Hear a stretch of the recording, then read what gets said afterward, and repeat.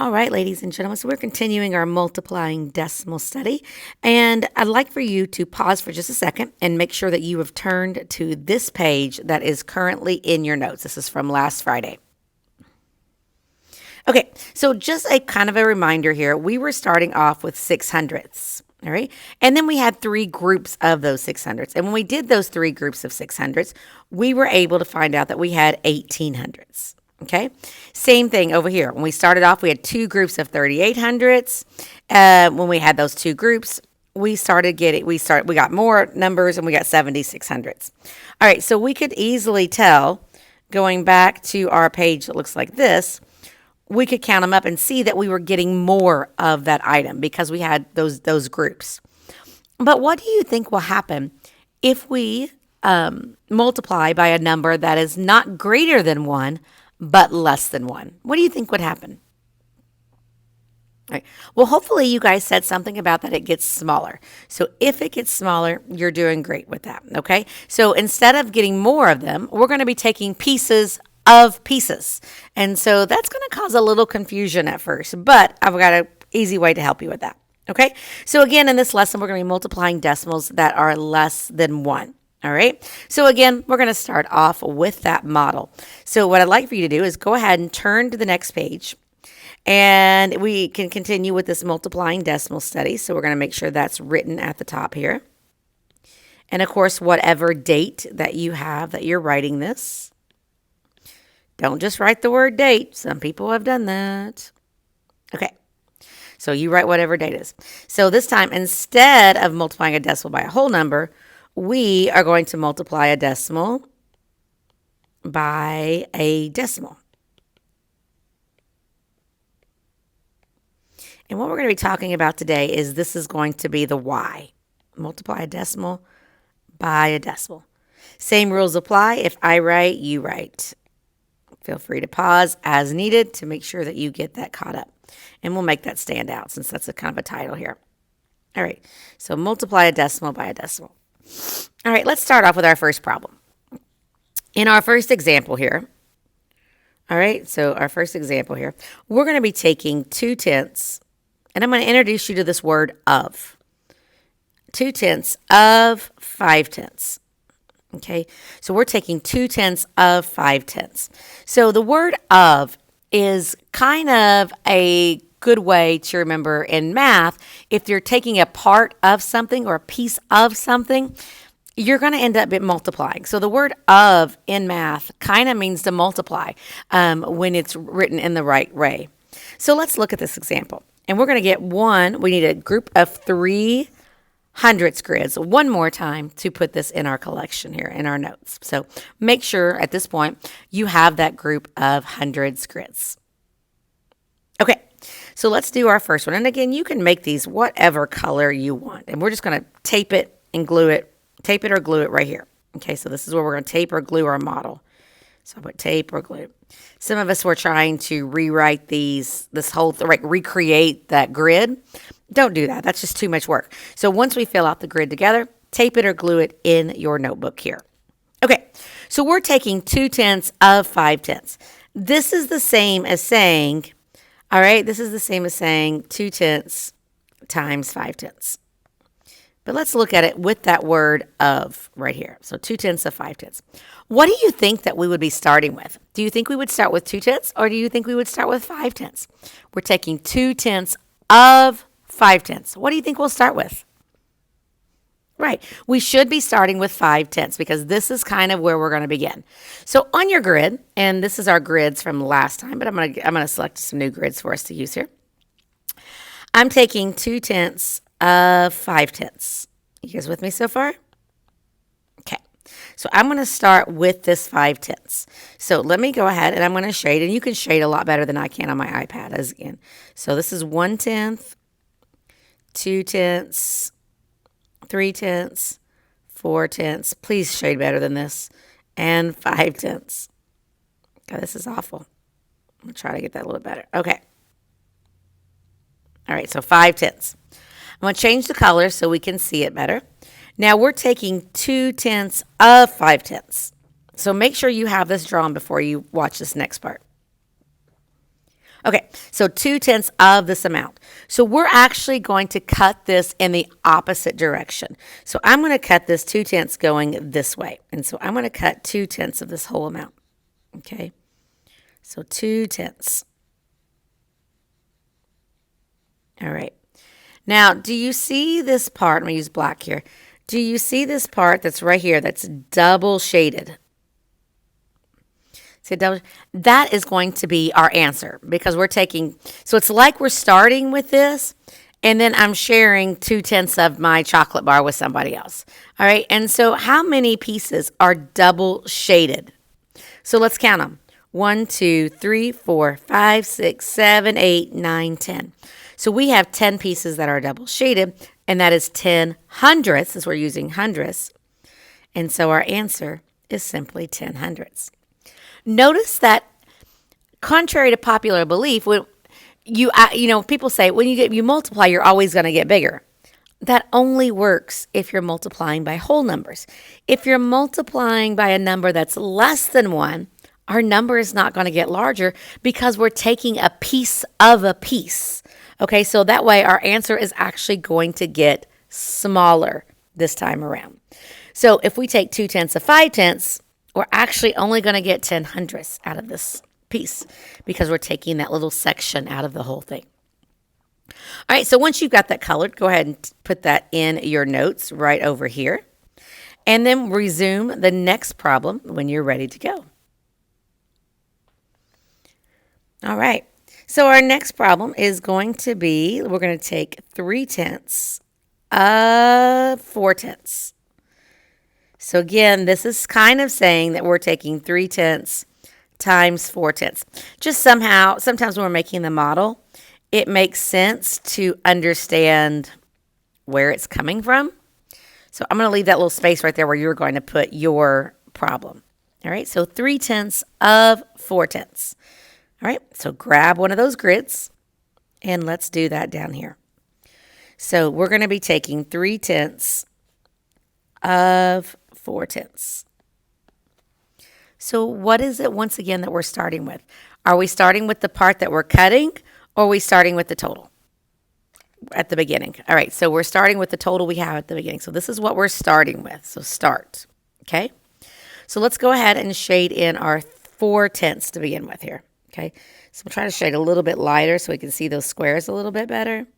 You're using colored pencils, so you'll be able to see a lot better. But go ahead and shade that in. You can resume when you're done.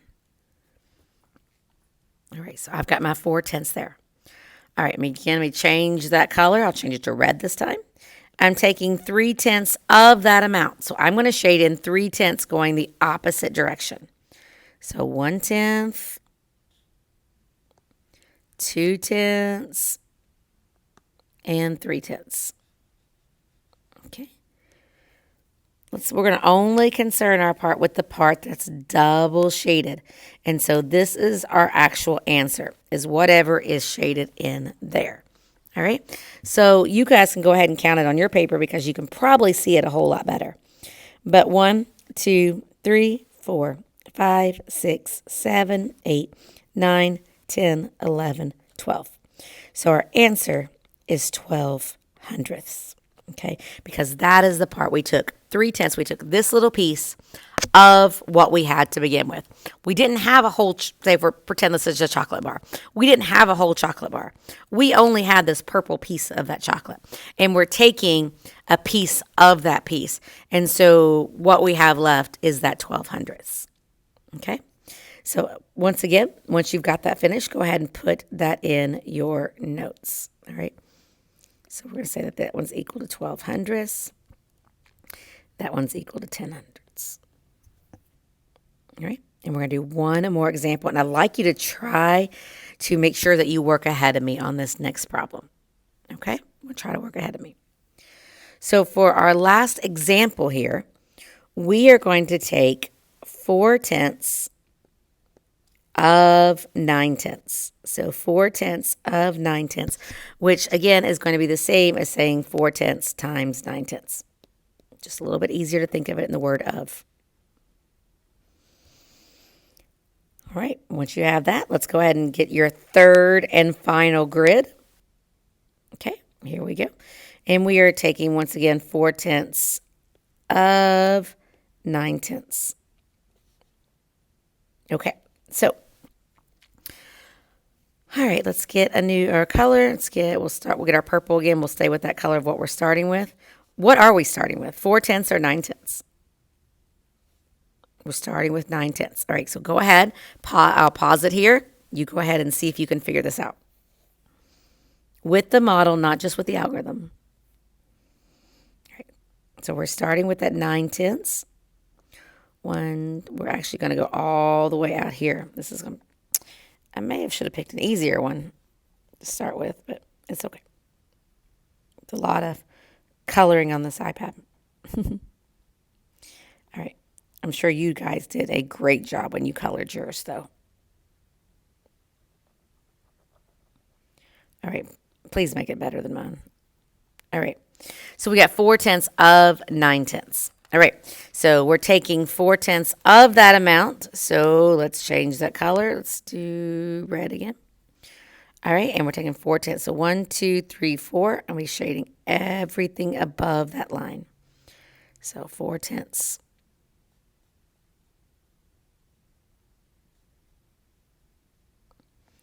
Now, what is that part that is double shaded? What is that part that's double shaded? If you count all of those, you are going to come up with 36/100. Hopefully you got that right. So once you're done, go ahead and pause and put this over here in your answer in your notes. All right, for this next section, you do need your workbook. Now, you don't have to model it if you already know the algorithm. And I think we actually have room maybe right here to add one more algorithm before we get our book. So with the algorithm, once again, we were just kind of counting those number of spaces as an easier method to help us out. All right, because we're not going to be drawing these gigantic models, but you need to kind of know the model because you need to know the why this is working the way it is. Okay. All right. So let's pretend that we have 3 2/10, and we are going to take 5/10 of that amount. So we're going to take half of that amount. Okay. If we're just doing the algorithm, all we have to do is just solve it. Ignore the decimals for the time being. We're going to come back and put those in at the end. All right. 5 times 2, 10. Carry your 1. 5 times 3, 15 plus 1, 16. All right. Now we got to go back and pick out. We're not going to do the 0. We could go into the second line and multiply the 0 by everything. But 0 times everything is just going to be 0. So I'm just not going to add that in there. I'm just going to leave it as is because we know that second line will be 0. All right. And it's not going to change our answer. All right. So let's see. We got one number behind our decimal here and one number behind our decimal here for a total of 2 numbers behind our decimal. Start at the end. Let's do 2 hops. 1, 2. And we're going to put our decimal right there. So our answer will be 1 60/100 or 1 6/10. Either one of those would work. All right. So that's all the algorithm is. Just multiply like normal, and you can count those spaces behind and move over that many decimals. All right. So we're going to go ahead and grab your workbook, and we're going to look at one problem out of our workbook here today with this video. All right. And we're going to actually start off on page 329, and it looks like this. 329. Now, a little bit about our problem. I had a hard time pronouncing this at first, but I love the way they have our pronunciation key written in our book. And I'm going to pronounce this as chata. I may be 100% pronouncing it incorrectly, so somebody may need to tell me if I am. Okay, this is a beverage made from plants. In Mexico, it's usually made with rice, cinnamon sticks, and water, which sounds very intriguing. Just out of curiosity, do you guys have a favorite beverage? If so, what is it? All right. Okay, let's look at our problem. Rico's family has chata with their Sunday dinner. Rico pours 5/10 of a pitcher of chata into his glass. The pitcher holds 9/10 liters. How many liters of chata does Rico have in his glass? All right. So go ahead and what is this problem even about? Awesome. All right. Reading it a second time.